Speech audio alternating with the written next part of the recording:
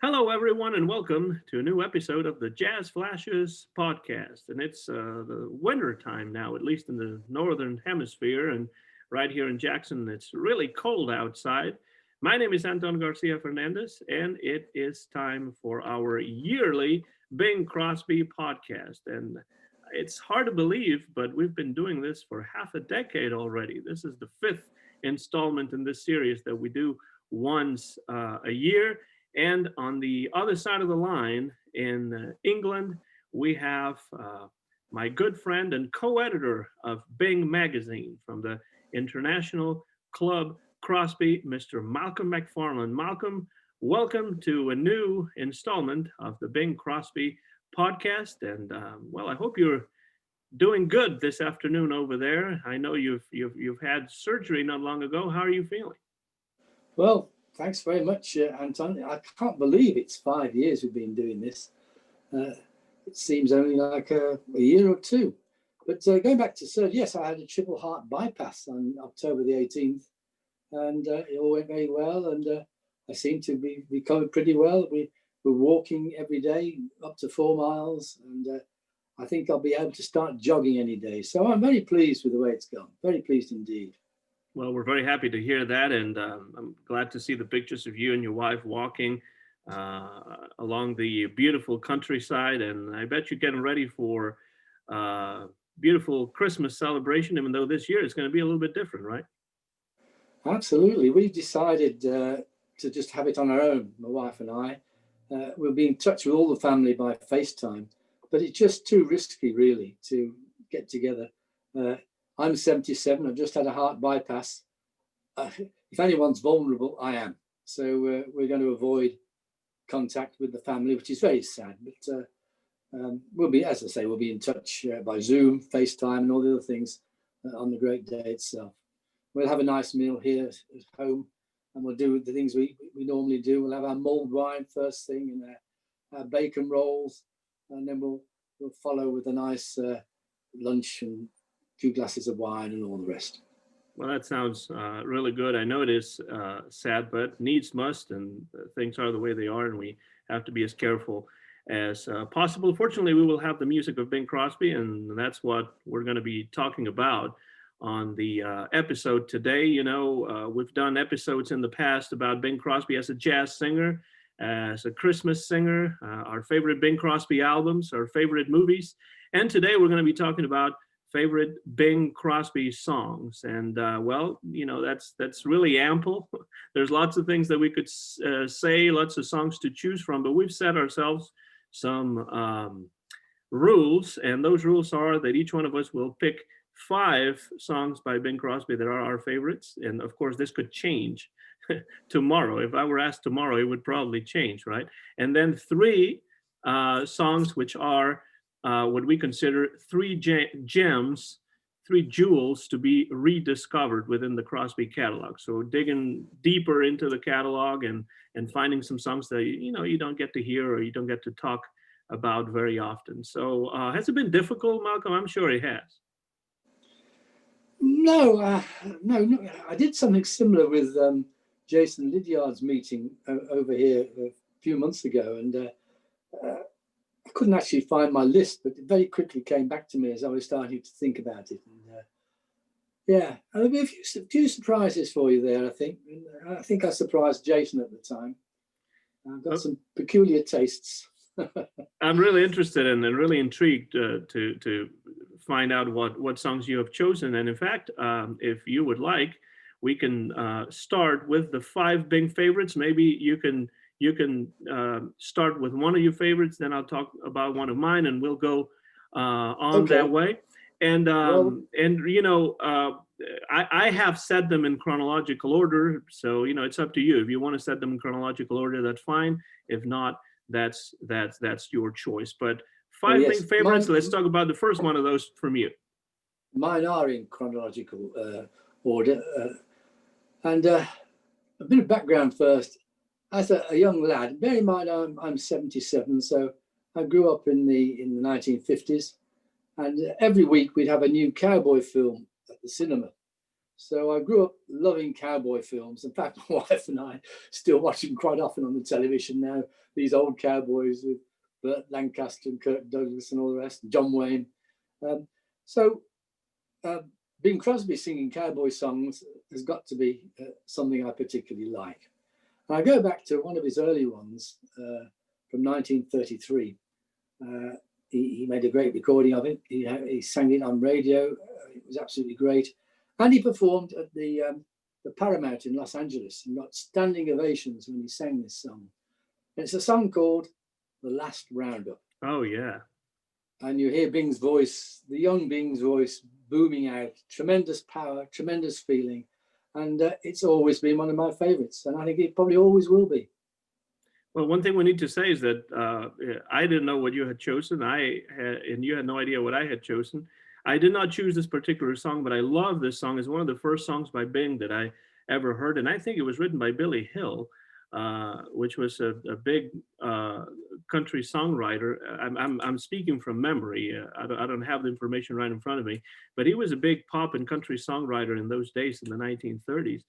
And, you know, Malcolm, the fact that you bring up this song leads me to talk about something that I think is very important about Bing Crosby, and that sometimes we don't stress this enough. You know, in the 1930s in America, country music it didn't have the best reputation. You know, it was sometimes derided as hillbilly music, music of no value.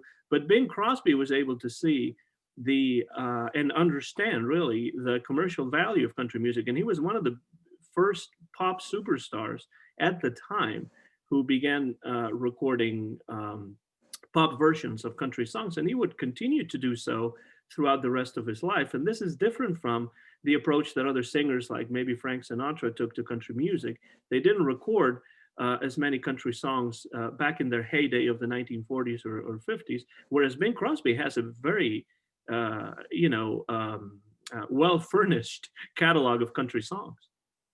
Perry Como was another who hardly touched country and western songs, really, which is surprising. But Bing loved them, and you could tell in the way he sang them. He loved cowboy songs, as I call them, country and western folk, whatever you like to call them, over there in the States. You're right, it was Billy Hill who wrote the song. He wrote a lot of other songs for the likes of Roy Rogers and Gene Autry. So yeah, he was a pretty big songwriter in those days, at least in the country field. And I really, really like this song. I think the way that Bing Crosby is, sings this song, it really kind of brings home the powerful lyrics of, heading for the last roundup and meeting our final moment on earth. It's a really beautiful song and a great choice, absolutely, to start off today. Yeah, good, thank you. What's your first choice? Well, my first choice, I'll give you a little bit of background in how I went about selecting the songs. First of all, I decided that I wanted to do only studio songs, no radio performances or anything like that. There's a myriad of radio performances that Bing Crosby did over the course of his career, as you know. I set those aside, and I didn't select any duets either, even though the very first song that I ever heard by Bing Crosby was Gone Fishing with the great Louis Armstrong. And that's the song that really got me hooked on the voice of Bing Crosby, because I liked the music of Louis Armstrong. And then I heard this song and I thought, well, who's that other fella singing there? And but I didn't choose that one, although that would have been a natural, simply because I didn't want to do duets. I didn't want to do live recordings or radio recordings. So it's only studio recordings. And one thing that I realized while I was selecting the songs, first of all, it was pretty difficult because there are a lot of different ones. And second of all, I really have concentrated a lot on Bing Crosby in the 1930s and 1940s. That is my favorite part of Bing Crosby's career. It has always been, and I think this is reflected by the choices that I've made. And the first one is one that goes back to 1931. He recorded this song on March 30th, 1931 with the Brunswick Studio Orchestra, a song by Edward Heyman and Johnny Green called Out of Nowhere. That's all right. Really one of my favorite Bing Crosby performances. I just love, one thing I love about this song, Malcolm, is just the haunting nature of it. You know, the way that Bing sings it, it's really haunting. But not only that, the arrangement is as well, and even the feel of the lyrics. You came to me from out of nowhere. You took my heart and found it free. I think it's just the perfect example of how haunting Bing Crosby's voice could be in this early part of his career in the 1930s. Yes, that year 1931 was incredible. He changed the face of popular music that year. Hit after hit, tremendous voice, wonderful. And this song, you know, would go on to become not just you know, a great song that Bing Crosby recorded, not only, you know, one of those songs that I personally remember when I think of Bing Crosby in those early years, but it also became a standard. It was taken up by the jazz community and a lot of musicians, even in the bebop days, you know. You think about Charlie Parker or Dizzy Gillespie, they were also doing versions, bebop versions of Out of Nowhere. So it's a song that really has endured. But I really like the fact that Bing Crosby starts singing the song. He starts with the chorus, and then he puts the verse in the middle. When I least expected, kindly fate directed you to make my every dream come true. I think that's brilliant. And instead of starting with the verse, you put the verse in the middle, and you know that wasn't done very often, right? No. Oh, good choice. So that is my first. That is my first choice. Let's go to your second. Again, they're not in order; they're just chronological order. This is not necessarily my favorite song. Yeah, it's interesting that you pick out the 30s and 40s. I thought with your age you'd go for the 60s and 70s. So that's surprising.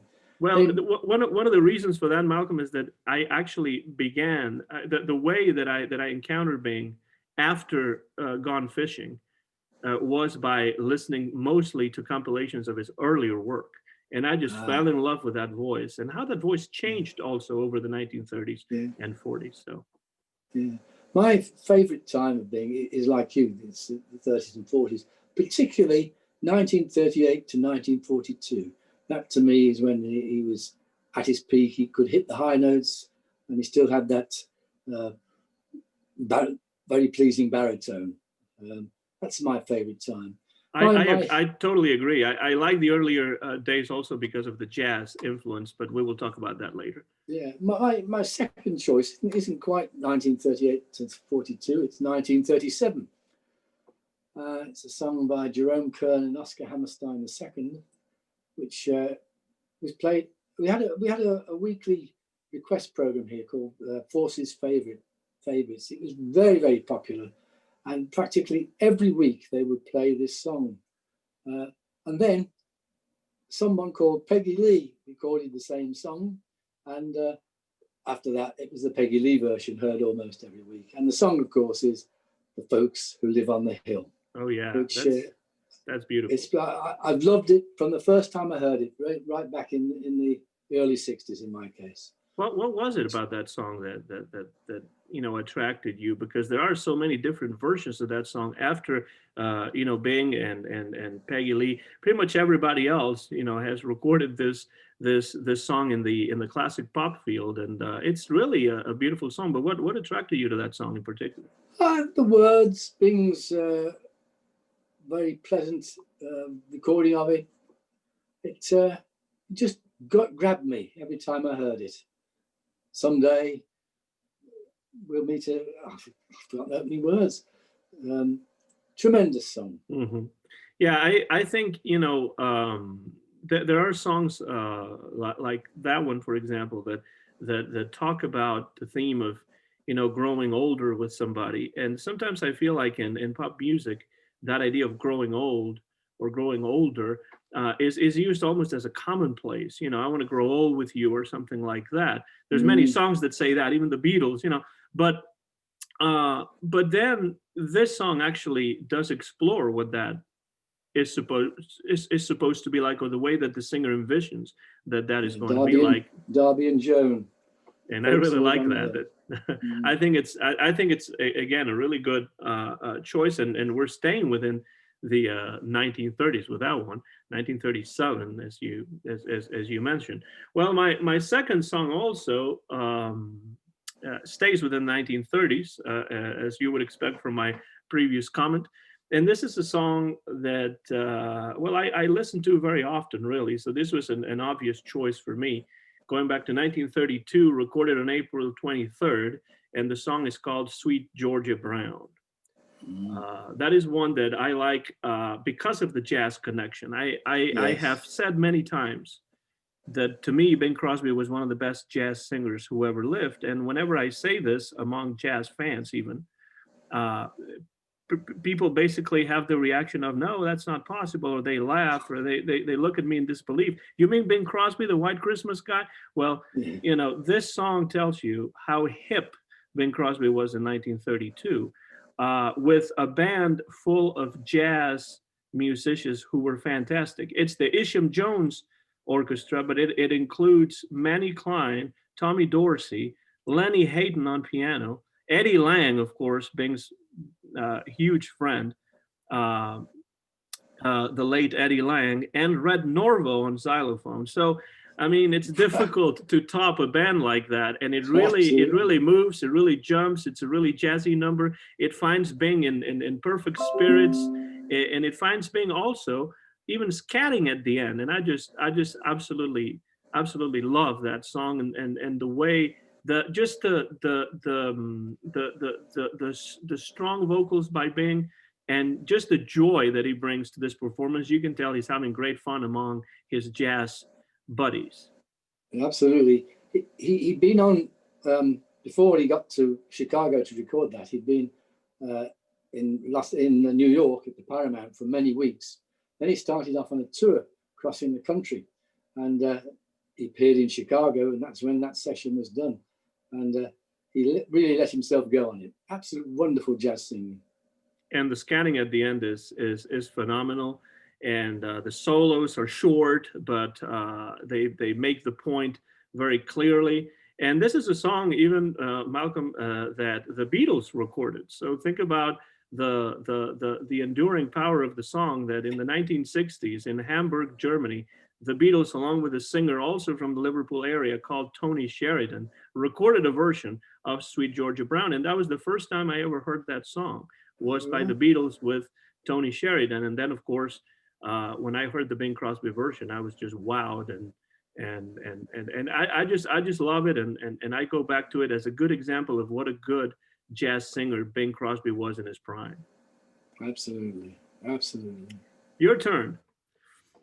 Well, of course, over the years, Bing sang a lot of songs from Hawaii, and he loved Hawaiian music. And what did he say in his autobiography? Every time he hears a Hawaiian guitar, he blubbers like a baby. Words to that effect. Some of those Beach Boys with their guitars, yeah. That's what he said, yeah. And he once was asked, when was he singing really well? And his reply was, a song called My Isle of Golden Dreams. Oh. I sang some good tones on that. That was words to that effect. And it's not a great song. And it starts steadily, and then he really lets go in the middle. He really booms out, being at his best. 1939, at his peak. Tremendous song. It gets me every time. My Isle of Golden Dreams. That's a beautiful title, and it's a song that I remember hearing before I heard it by Bing.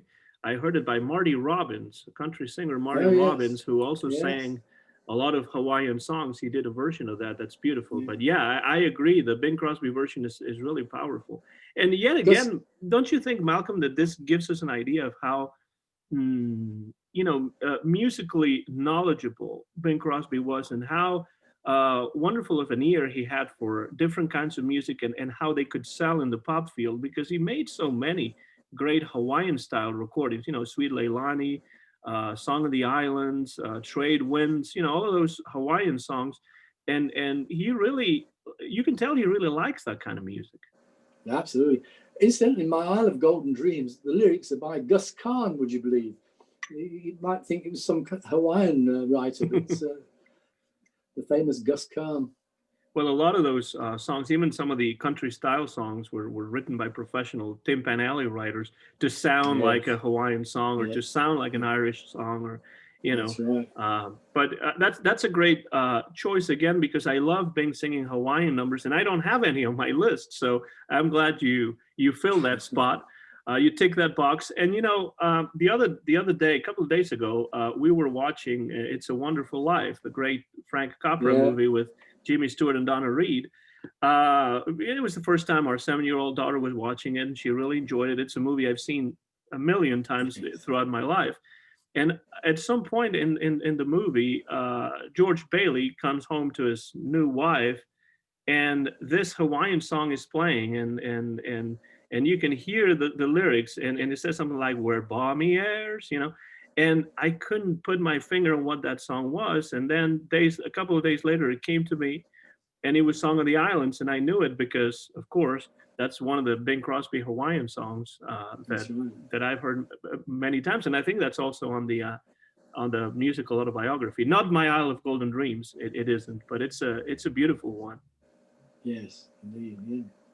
Now, my next song, Malcolm, has Bing's name on it on the songwriting credit, and Bing, didn't write many songs, didn't help write too many songs, but this one in particular is another one of those songs that, to me, shows how powerfully haunting Bing Crosby could be when he sang those ballads in the 1930s. Still going back to 1932. Look at this. I've chosen 3 songs, and I haven't gotten out of the years 1931, 1932. So that tells you how much I like that early Bing. This one goes surprising. You've surprised me there. Well, I kind of thought that I would, because we've talked many times about what songs we like by Bing, what different eras we like, and I have written a lot of articles for Bing magazine where I don't concentrate on these early recordings, but more on the later ones. But these early ones are the ones that I really have a soft spot in my heart for him.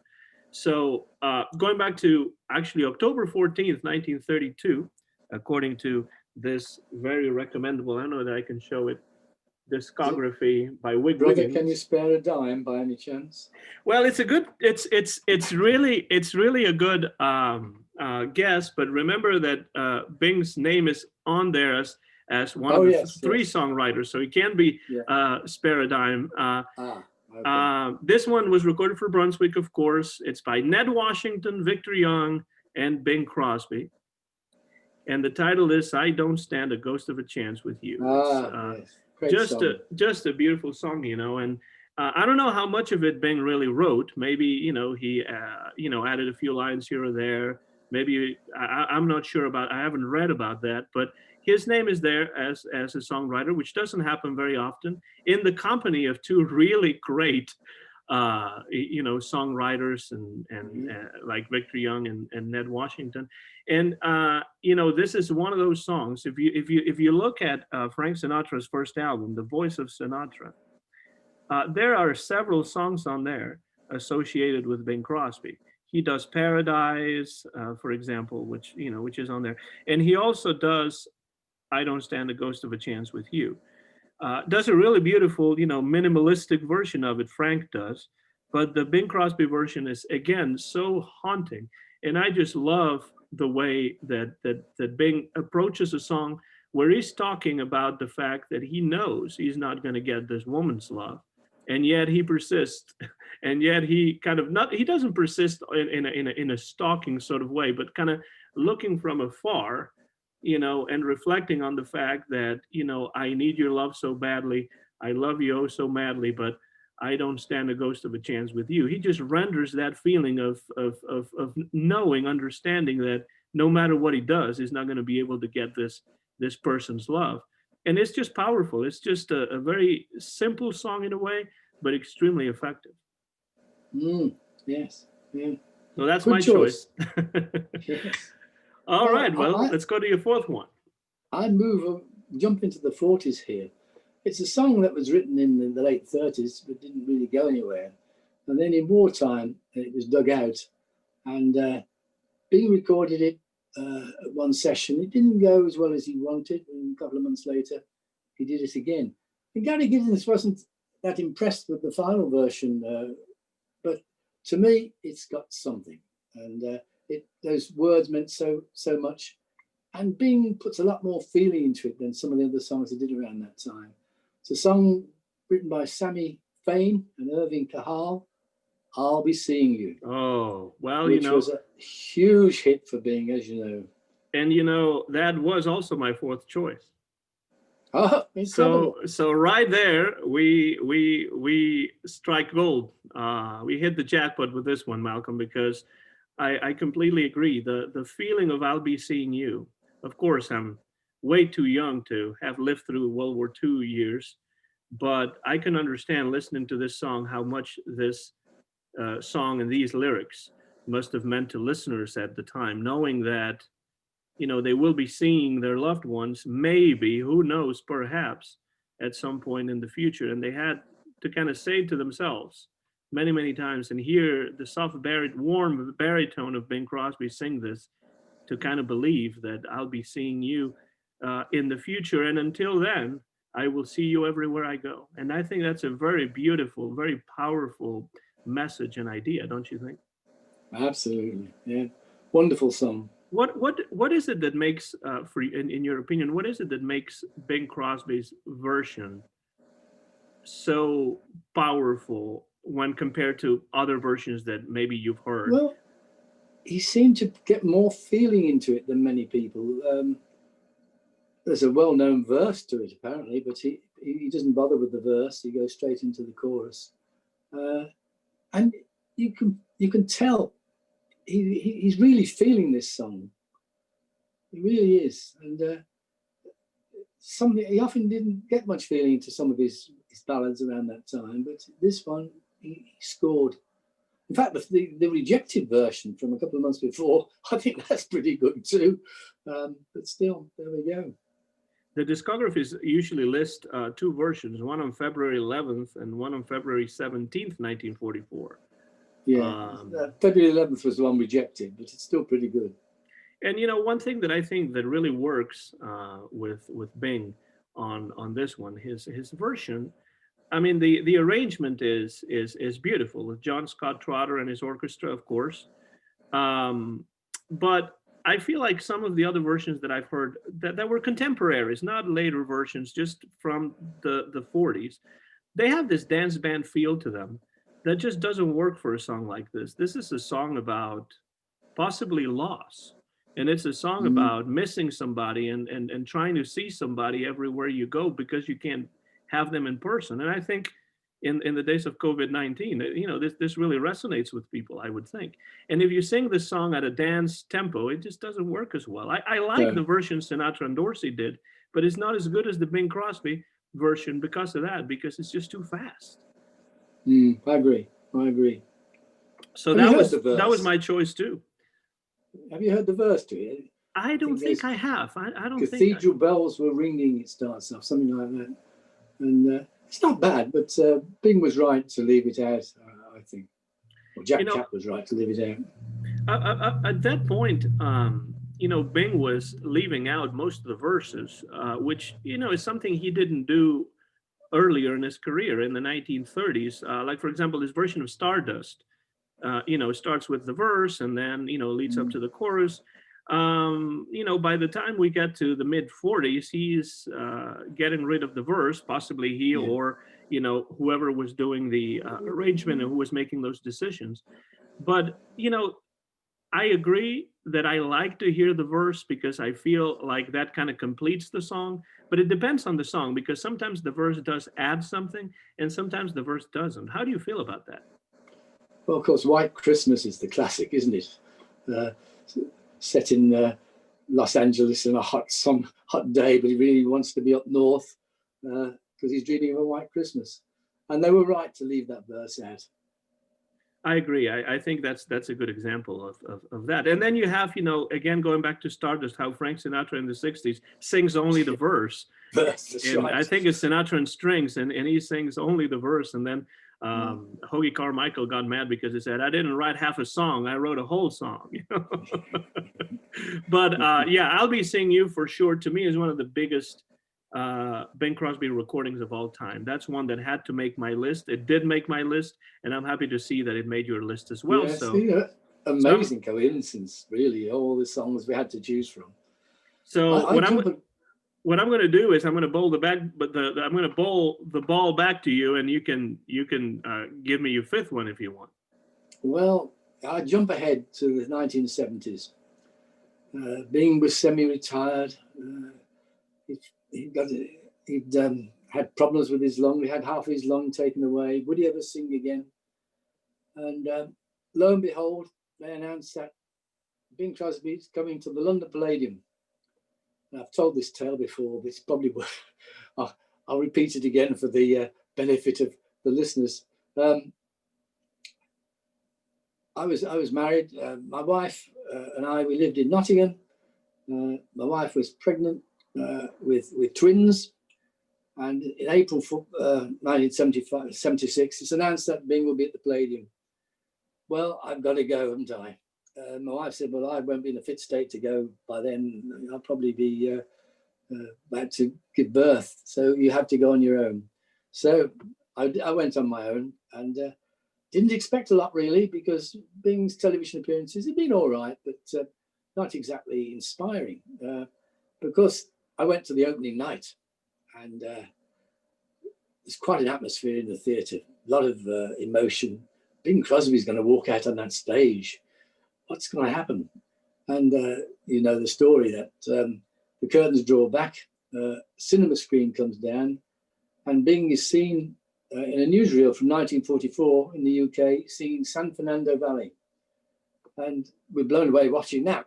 And then at the end of, as he sings that on the screen, we all applaud.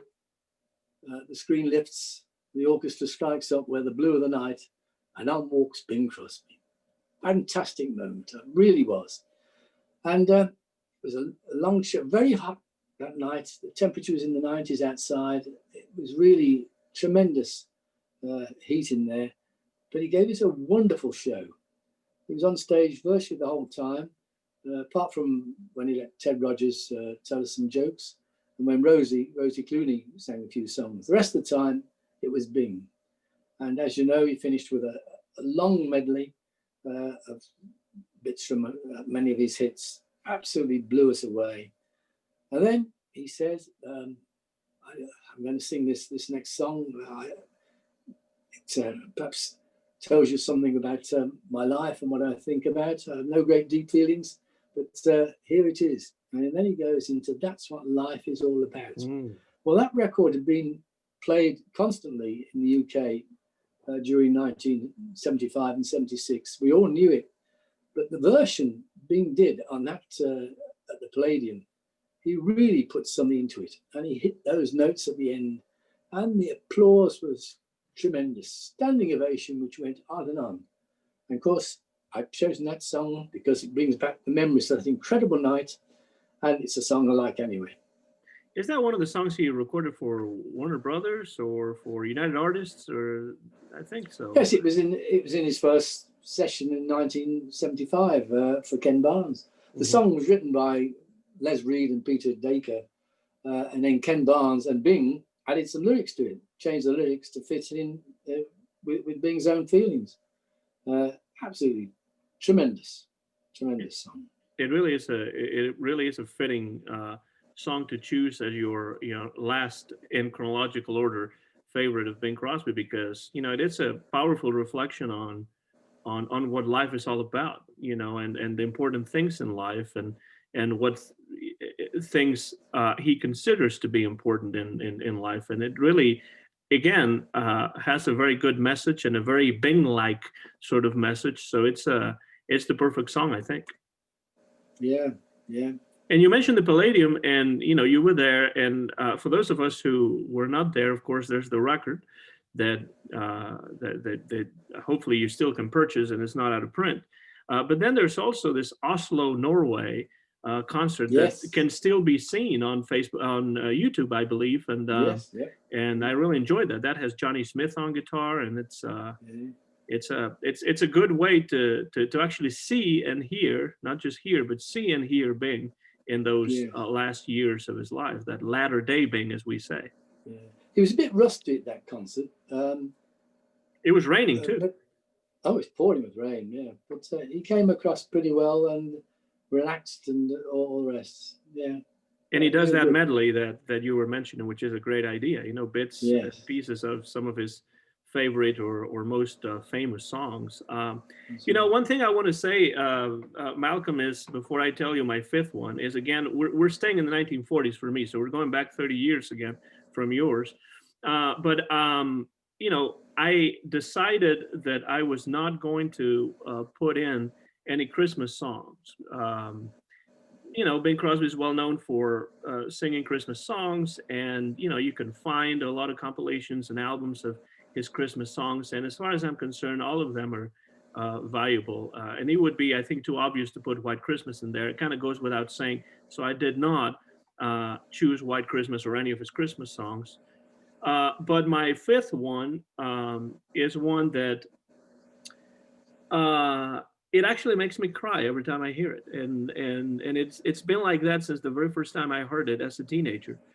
Going back to 1945, and again 1945, an important year. Remember everything Bing Crosby did for the war effort during World War II to boost the morale in the USO tours and singing over in Europe and Bond rallies and everything he did. And we got to 1945, and the war is over. And on July 12th, Bing Crosby goes into the studio with the Les Paul Trio, beautiful guitars. One of the most minimalistic songs that I have ever heard in the Bing catalog. And for that reason, is one of my all-time favorites. And this was the first one that came to mind, really, when I was putting together this list. And of course, we're talking about It's Been a Long, Long Time. If a song can be powerful, that is one, but emotionally powerful in the sense of the message, in the sense of also the performance by Bing, and also the beautiful guitar work of the Les Paul Trio. I have always loved Les Paul, not when he went out and showed off and how wonderful of a guitarist he was and played really fast and did those tricks. That's fine.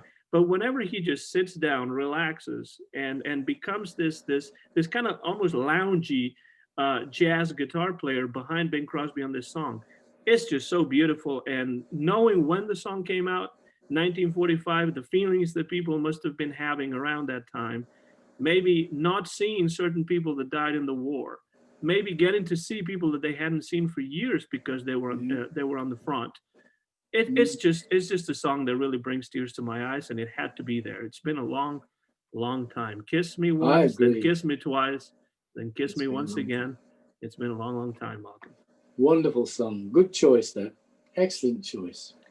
Well, if you want, Malcolm, before we move on to our three gems to rediscover in the Bing Crosby catalog, let's repeat the list of songs that we chose, beginning with yours, and then I'll read mine.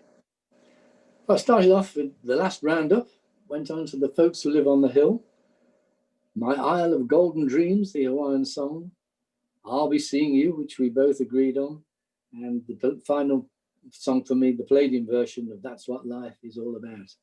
And that's one of the live recordings that I decided to leave out to kind of narrow down a little bit the scope of things here. So I started with Out of Nowhere, Sweet Georgia Brown, that jazzy tune, and I Don't Stand a Ghost of a Chance with You. Bing Crosby helped write that one.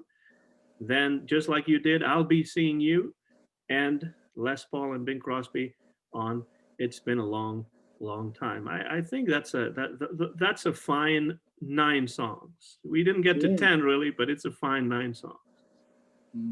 Yeah.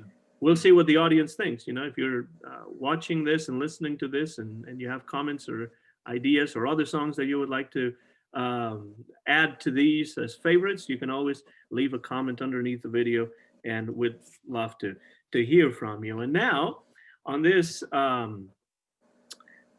5th installment of the yearly Bing Crosby podcast on the Jazz Flashers podcast with yours truly, Anton Garcia-Fernandez and Malcolm Macfarlane, over in the beautiful country of England. I hope you're enjoying it, by the way. As Bing would say, this is the kind of thing that we do, hoping that you'll enjoy it, or, maybe if you're snowbound or there's a bus strike or something, as he says in the musical autobiography. But we decided to kind of wind down this episode to talk about 3 songs that you don't often hear about, but that we personally really like and would like for you to go out and seek out and discover or rediscover, or if you haven't heard them for a long time. So there's 3 of those. I also have mine in chronological order, but I leave that to your discretion. And Malcolm, if you want, we can start out. Okay, well, we used to have an annual meeting of the Crosby faithful in Leeds each year. And as people were assembling, I'd put together a kind of slideshow of being accompanied by songs being played at the same time as they're looking at the photographs. And this particular song used to stop people dead. It's a little lone song. You may not even know it. The title is For Love Alone, sometimes called I Have So Little to Give for Love Alone. And it's 1936, little known song, but Bing's version, the emotion and the power is tremendous. And as I say, people would come in and they'd hear this and they'd stop and they'd look at the screen and then everyone would go quiet while he sang this. Particular favourite of Michael Crampton, who used to organise the Leeds meeting. So that's why I always put it in for him. Well, we'll give a shout out to Michael from here, and we thank him for all the hard work he does for the International Club Crosby. And that song, that one's not easy to find, and in fact, it gives me a chance to plug the Jonzo series, because I'm sure that is one place where for sure on one of those volumes you can find that song, right? Yeah. So on volume 19, if that helps. Yeah, I have it, and I tell you, I haven't heard that song in a long time. It's been a long time, definitely. Yeah. So when we're done recording this, I'll dust off my copy of volume 19 of the Jonzo series. Yeah, just a song I love as well. So there we go. And it's again, one of the things that this kind of brings to mind, Malcolm, is that sometimes you have songs by Bing that they're just simple songs, not the best songs in the world, but he brings something out of those songs that is there, and then maybe you didn't know that it was there until Bing actually decided to sing the song. And that's a good example of that, really. There are songs that I love to hear by Bing Crosby, but I can't imagine any other singer singing them in as powerful and as beautiful a way as Bing does. I mean, the songwriters, I don't know the songwriters, Pat Thayer and Bruce Sivier. So not names I particularly know, but that was the song. Don't think it was a hit for anyone, but Bing's version is great. Listen to it when you can. Well, that's exactly what we're trying to do here with this final part of our conversation, with this 3 gems to rediscover. And my first one in chronological order, yes, I jump into the 1950s now. And I said I wasn't going to propose a Christmas song. And I say that because I don't really consider this one to be exactly a Christmas song. It is definitely a song about the winter. It is definitely a song that goes really well with the feel of the landscape and the weather right now in the Northern Hemisphere, at least. I know that in Australia, they're getting ready for the summer, and in other parts of the world, for example. But this is a song that I love to listen to right now, at the moment where we're recording this, every December. And not necessarily because it's a Christmas song, but because it's a winter or winter-themed song. And, every time I think of winter-themed songs, I think of that, great album by Dean Martin called A Winter Romance that includes some Christmas songs, but it also includes some songs that just have to do with the winter and winter weather and wintry skies and that kind of thing. This song is not on there, but it's one that Bing Crosby did in 1955, actually on my birthday in 1955, on November 22nd. with Buddy Cole and his orchestra and Judd Conlon's Rhythmaires, written by Webster and Burke, and it's a song called "The First Snowfall of the Winter." This is one. This is one you'll find in that 2 CD set, "The Voice of Christmas," and it could be considered a Christmas song, but to me, it's more of a winter theme song, and it's talking about, well, just this idealized landscape of the first snowfall every year when you're expecting it and it finally arrives, and everything's white, and the joy of kids running around and sleighing in the snow and that kind of thing. That could be a Christmas-like feeling, but to me it's more of a seasonal feeling that comes with the snow, especially in parts of the United States where it doesn't really snow that often, like here in Tennessee, where we don't get a lot of snow every year. Now, I'm sure if you live in the Midwest and the North, and you probably have a different feeling about it. But I always get excited about that first snowfall because it's not going to last long in a place like Tennessee, and this song really provides the soundtrack for it, I think. Yeah, nice choice. Nice choice. Again, a simple song, and a song that I don't think I have heard anybody else sing, or at least not too many other vocalists sing. And I really recommend it. It's on that Voice of Christmas 2 CD set that Decca put out, Universal, I think, Decca put out several years ago. And actually, because I wrote that article for Bing Magazine not too long ago, and for this latest issue of it, talking about some of the lesser known Christmas songs, well, this one is on there, The First Snowfall. Yeah, good, lovely. I mentioned earlier that I like cowboy songs, and I bought in my early collecting days, I bought an LP called Home on the Range by Bing, which wasn't specially recorded. It was a compilation of some of his cowboy songs. And there's one I'd never heard of on side 2, which grabbed me straight away. I can't explain why. It's simple, and Bing putting feeling into the words. A song called "You Don't Know What Lonesome Is Till You Get to Herding Cows." And I used to play it so often. My girlfriend, as she was then before we got married, used to mock me about it. Because some of the lyrics I would go on about. But it's a lovely song. It still gets me now, all these years later. I'm wondering, Malcolm, does the old Western movies and that kind of thing, does that hold any kind of interest to you? Or were you fascinated by those kinds of movies when you were younger? Yeah, because I grew up with them. Every week there was a cowboy film, and it's nostalgia to me. And of course, since then, a lot of them were filmed in Arizona, old Tucson, in Lone Pine, and we've been to those places. We've actually been there and Monument Valley. We've been there, seen all these things, and it means such a lot to us. You don't know what lonesome is till you get to herding cows, when the ching pongs chirp and lyrics like that, which my wife used to mock all the time. But it's a great song. I love it. Well, there's things I want to say since you mentioned that. Bing Crosby kept recording country music throughout his career, and even in the 1960s, he did a whole album of sings great country songs, where he kind of approaches the Nashville style kind of country music, and that's another album that usually we don't hear too much about, but it's a worthwhile album. It shows how Bing Crosby still enjoyed singing country music in the 1960s. Yes, it was good. It didn't quite come off because Bing had a bad cold on 1 or 2 of the tracks, and you can hear it, unfortunately. Why they didn't get him to redo it, I don't know. He probably said sounds better with a cold. I don't know. Anyway, he didn't do it again. But it's a nice album. And then there's also a couple of compilations that I have of Bing Crosby country songs that were actually released over in the UK on Jasmine Records.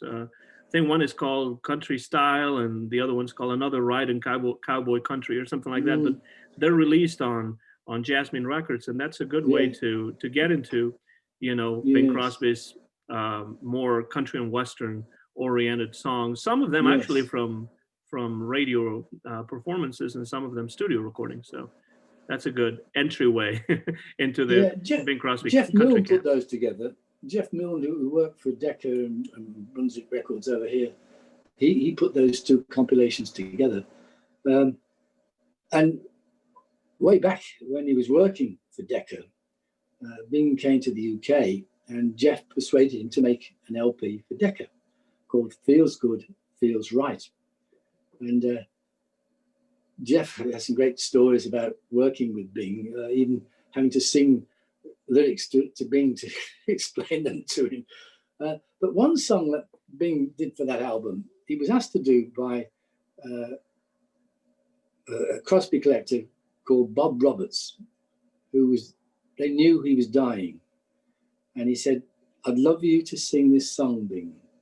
So it's an old Irving Berlin song, which Al Jolson had sung way back in the 20s or 30s. And Bing sang it. And it's a great song. And when Bing died, the next day, I was driving along in my car, listening to a record program presented by a singer called Teddy Johnson. And of course, he talked about Bing. And he finished his program by playing this song, "When I Leave the World Behind." And it's the words are so typical, and it's a great song. And Bing hits those notes at the end. He put some feeling into that because he knew it meant something to Bob Roberts, one of his fans. That's all. A great song. But do you know the song? I really don't. No, I'm actually writing that down because I want to listen to that one. Yeah. It talks about a millionaire who's burdened down with care, and then the singer says he's nothing much to leave, but he'll leave the songbirds to the clouds or something. I've forgotten the lyrics, but a lovely, simple song. It's schmaltzy, and all the rest. But when you know the background, that it was sung for this guy who was dying, and Bing particularly put it on the LP for him. It means something. Now, is that your third song, or is it just one song that just came to mind now?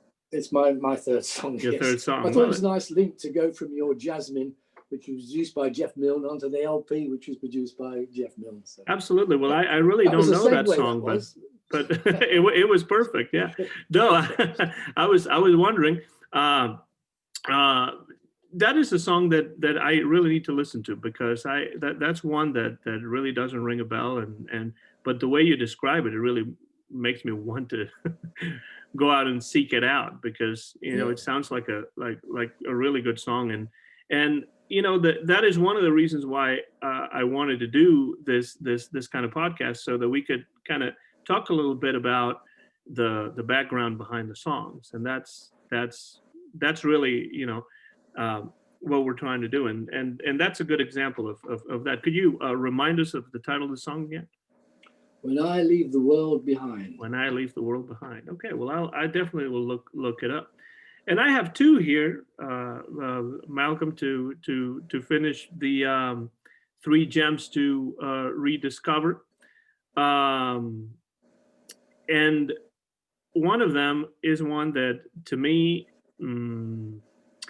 it's a song that I have always loved, but I feel like the Bing Crosby version doesn't get played very often. It's also on an album that sometimes gets criticized a little too harshly, in my opinion. And I really love this album. We're going back to the year 1956 for this one. He recorded this song on April 18th. It's a song by Robin and Ranger. And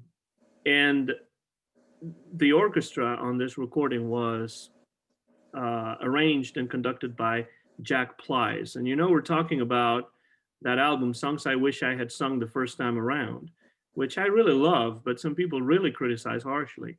And the song that I've chosen from that album is one called Thanks for the Memory.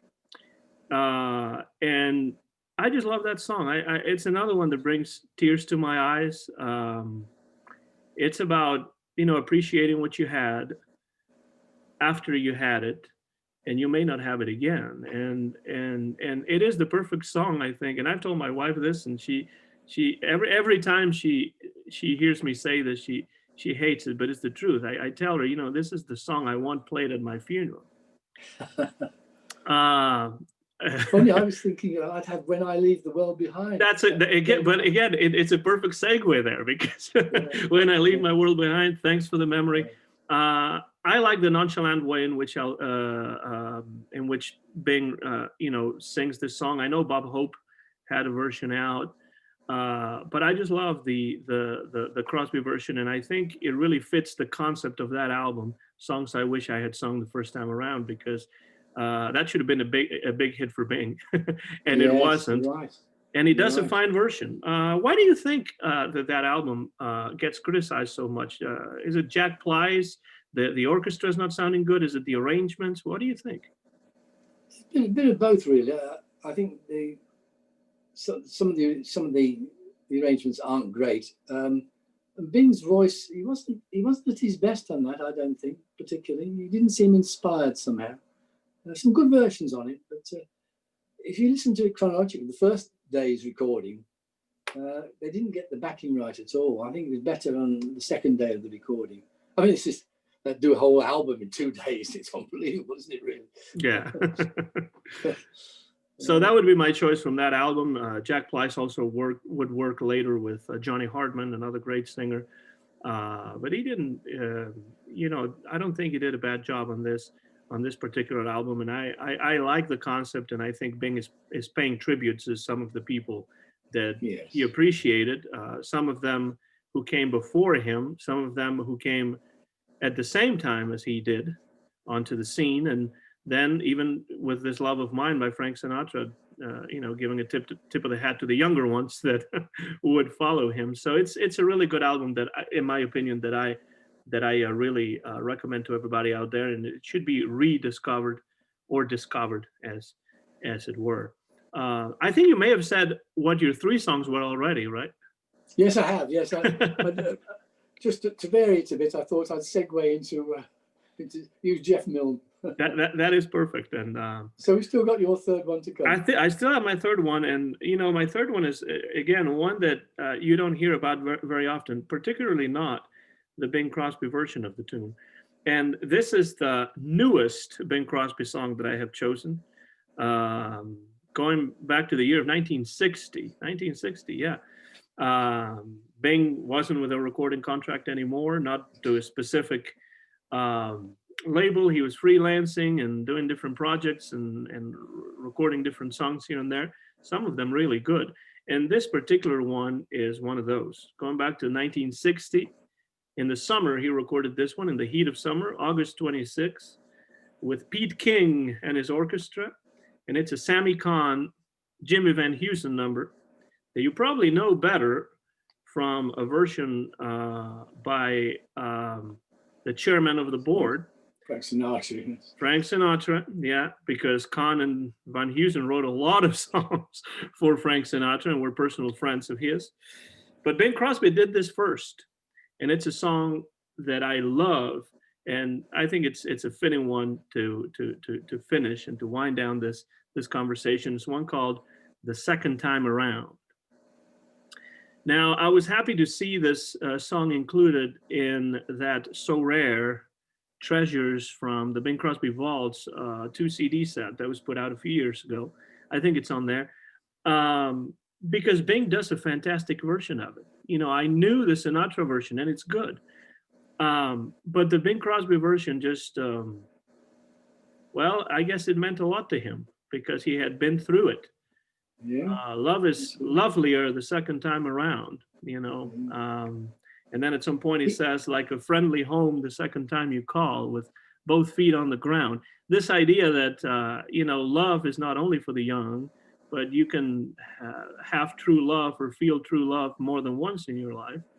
And he's sung really powerful by Bing. And this is really one of my favorite songs from the last, you know, 15, 17 years of Bing Crosby's career. What do you think about that song, Malcolm? Do you remember that one?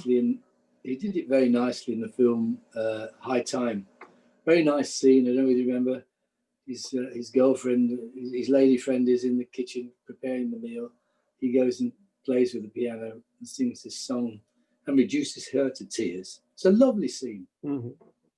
It doesn't quite reduce me to tears. There's not one of those, but it really makes me think, and it's one that I really listen to intently whenever I'm playing it.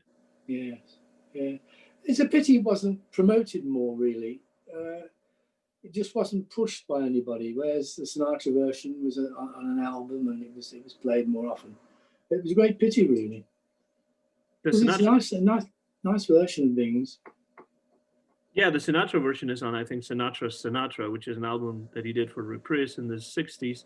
And then, since you mentioned that, there is a recording of Sinatra himself somewhere in Europe, maybe in Monaco or someplace like that, in a concert, and he introduces this song, and he's going to sing the second time around, and he really takes time to praise Bing Crosby and praise Bing Crosby's version of it. I don't know if you've heard that, but he did, and I was happy to see that, because I really appreciate the Crosby version, and I think it adds layers of meaning, I think, to the Sinatra version. It is hard for me to choose one over the other, because both of them are really good, but the Bing Crosby version has an extra added layer of meaning that, to me, it just makes it so beautiful, and that's why I chose it.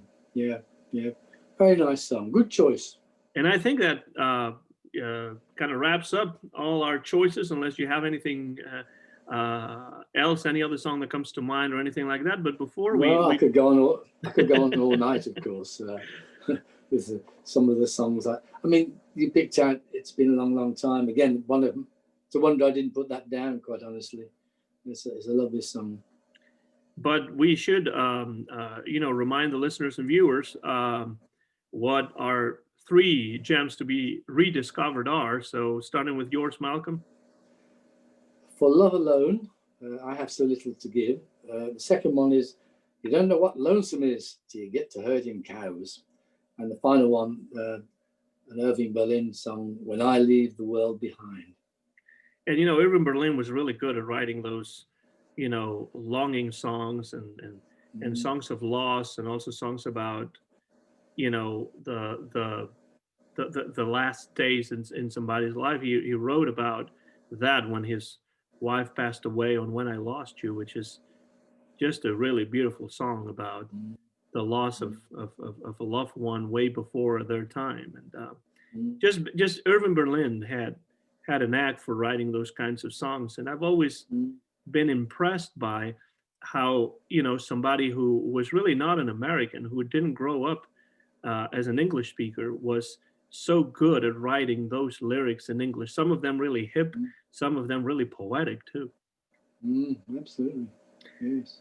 My 3 gems to be rediscovered are from the 50s and 60s. The First Snowfall of the Winter from 1955. Thanks for the Memory, a bigger hit for Bing's pal, the great Bob Hope, which he recorded in 1956. And The Second Time Around, which Sinatra made more famous, but I love the 1960 version that Bing included in the movie High Time, as Malcolm mentioned. Malcolm, it's really been a pleasure. I really, it's kind of funny how time goes by so quickly, and all of a sudden here we are again, one more year, getting ready to talk about Bing Crosby, but I can't think of anything better to do on December morning for me, December afternoon for you. I completely appreciate your time and your willingness to do this, and it really is a pleasure for me every year when we get to do these conversations. Well, they're always stimulating, Anton. We always stimulate each other, don't we, with the kind of things we say and mention. And there are always so many layers to all these songs, and one thing leads to another, and a songwriter will lead you to a memory about another song by the same person, or the genre. I just think we could be talking about this for hours and hours and hours, because I was looking at, it is really a staggering amount of recordings that Bing made throughout his life. When you talk about only studio recordings, there's almost 2,000 of those, but then you add the live recordings and the radio transcriptions and the live radio broadcasts. I mean, I know that he started winding down quite a bit when it got to the 1960s, but Bing Crosby in the first 30 years of his career, at least, was one of the hardest working men in the business. Absolutely. So, well, I don't think we have anything else to add. Simply, Malcolm, let's remind the listeners and the viewers out there, if they're interested in the International Club Crosby, how can they get in touch with the club online? Well, go to the website, type in International Club Crosby, and you'll find the site and instructions how to join. Or click on the type in Bing Magazine, and you'll see a link there for people in the States, particularly to join through Perry Huntoon, who handles things in the States for us. And in this country, it's Michael Crampton who's the man. And whoever they are, they'll be amongst friends. And if you go to bingmagazine.co.uk, I'm going to say that again, bingmagazine.co.uk, you have lots of information there, a discography, or all the information about our journal, Bing Magazine, that we publish. Also, that wonderful book of yours, Malcolm, Day by Day.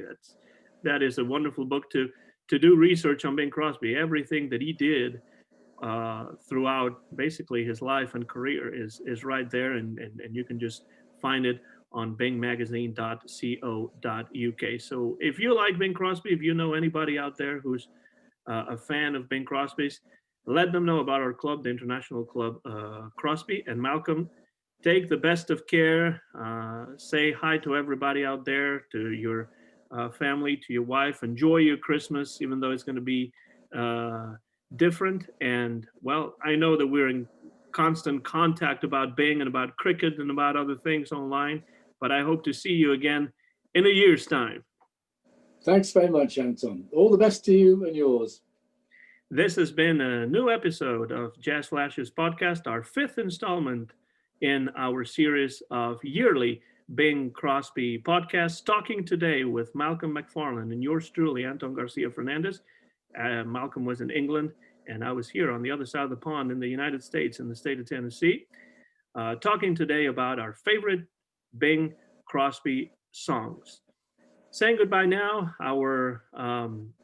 This video will be available on my YouTube channel, Anton GF, and the copyright of the video is, of course, mine, Anton Garcia-Fernandez, and Malcolm's as well, recorded live via Zoom on the 14th day of December, year 2020. Thanks a lot for listening, and have a wonderful holiday season, Bing Crosby style. So long, everybody.